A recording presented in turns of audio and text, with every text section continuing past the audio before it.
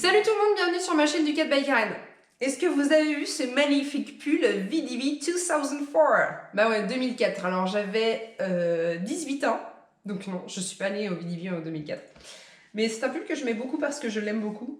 Si c'est pas collector, ça, hein.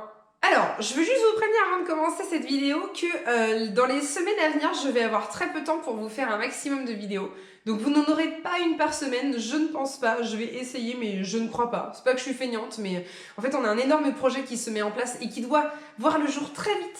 Ducat by Karen arrive après mon atelier Fracas Motors, que le principal pour moi c'est de répondre à la demande clientèle. Et puis bah de toute façon, voilà, moi mon travail c'est mécanicienne, c'est pas youtubeuse. Donc les vidéos, ce sera après. Alors, aujourd'hui, on va parler un peu plus technique puisque je vais vous explique comment fonctionne le système desmodromique chez Ducati. Alors, j'ai fait pas mal de recherches pour cette vidéo parce que même si je connais le système mécanique desmodromique, je connaissais pas forcément son histoire et donc je l'ai apprise en même temps pour vous. Voilà, moi aussi, je me coucherai moins con ce soir. Je tiens à remercier une personne qui me suit sur YouTube qui s'appelle Sylvain Enivoge, qui m'a renseigné sur l'existence du système chez Ducati. Alors, pour l'histoire, déjà, il faut savoir que le système desmodromique, c'est français. Donc, le petit système qui déchire sur vos motos a été créé par Claude Bonjour en 1893. Il y aura plusieurs tentatives de mise en place sur des moteurs, parce que c'est quand même un système qui est compliqué à mettre en place et en réglage. Mais il sera quand même réellement utilisé à 100% en 1921 par Salmson, ou Samson, je sais pas si on prononce le L, c'est vous qui allez me le dire. Salmson, dans un 4 cylindres de 1086 cm3. Et c'est un moteur qui va remporter quand même plusieurs courses, dont la mythique course du Mans en 1921. Comme la mise en place elle est complexe, on reverra le système desmodromique seulement en 1954, chez Mercedes-Benz, sur les Formule 1 et la 300 SLR.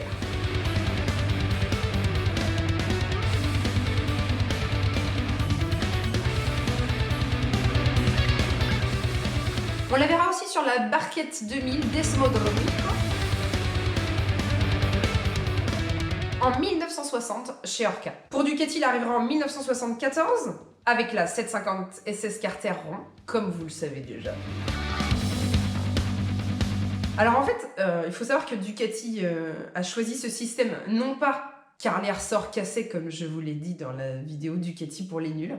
Excusez-moi. Fabio Taglioni voulait éliminer la précharge exercée sur le ressort. En fait, on exerce des forces opposées qui sont inutiles pendant l'ouverture et pendant la fermeture. Il faut vaincre la force du ressort lorsqu'on l'écrase pour ouvrir la soupape, et le ressort doit aussi se battre contre l'inertie de la soupape en ouverture. Bref, trop de force et d'énergie dépensées pour rien. Avec le système desmodromique, on exerce la force totale pour ouvrir la soupape, donc dans le même sens. Il y a juste un vecteur force dans un sens. Je dirais pas qu'on l'ouvre plus vite, mais le fait d'exercer une seule force dans un sens crée quand même plus de rapidité d'ouverture. Pour ouvrir la soupape au plus vite, tout en augmentant le rendement.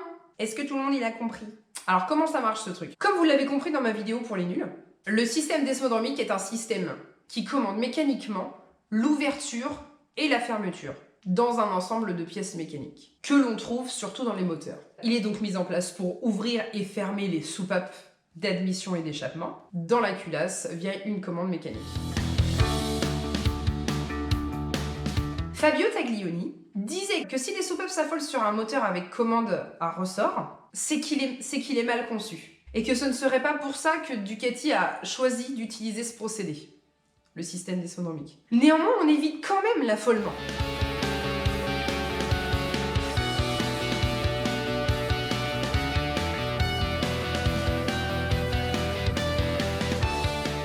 J'ai un arbre à cam à double cam pour une soupape. Une cam qui pousse mon basculeur d'ouverture pour ouvrir la soupape et une cam qui va pousser mon basculeur de fermeture pour tirer sur la soupape et la refermer, la reposer sur son siège. Dans un moteur classique, on a une cam qui pousse sur un poussoir, un basculeur, bref, qui va pousser donc sur la soupape pour l'ouvrir, et le ressort, lui, qui va exercer la force inverse pour ramener la soupape et qu'elle repose sur son siège. Sur la soupape, il y aura une pastille pour nous permettre de régler le jeu d'ouverture. Et chez Ducati, on a aussi une pastille pour régler le jeu de fermeture. On a donc un double jeu à faire.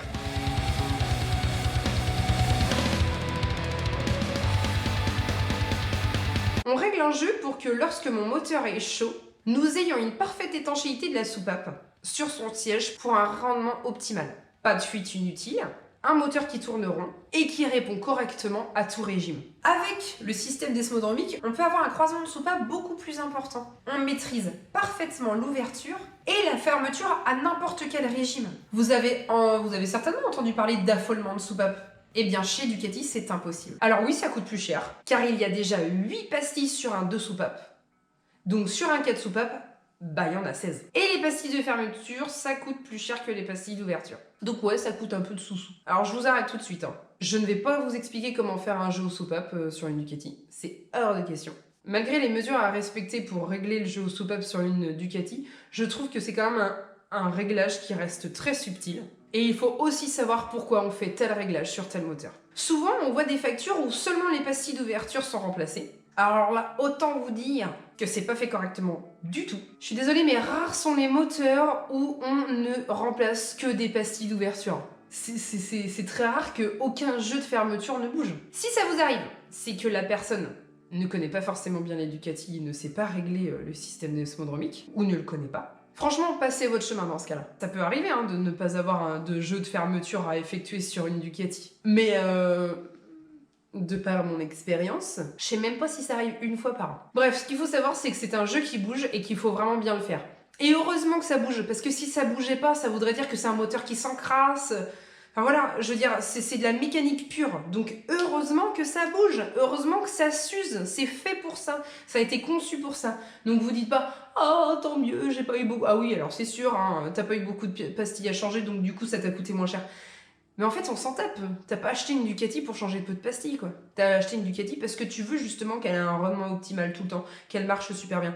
Et une Ducati qui a un jeu aux soupapes mal fait, c'est une Ducati qui va commencer à être irrégulière, qui va mal fonctionner. Et puis alors, vous allez passer par toutes les questions possibles. Vous allez essayer de résoudre plein d'autres choses avant de vous dire, tiens, c'était peut-être mon jeu aux soupapes.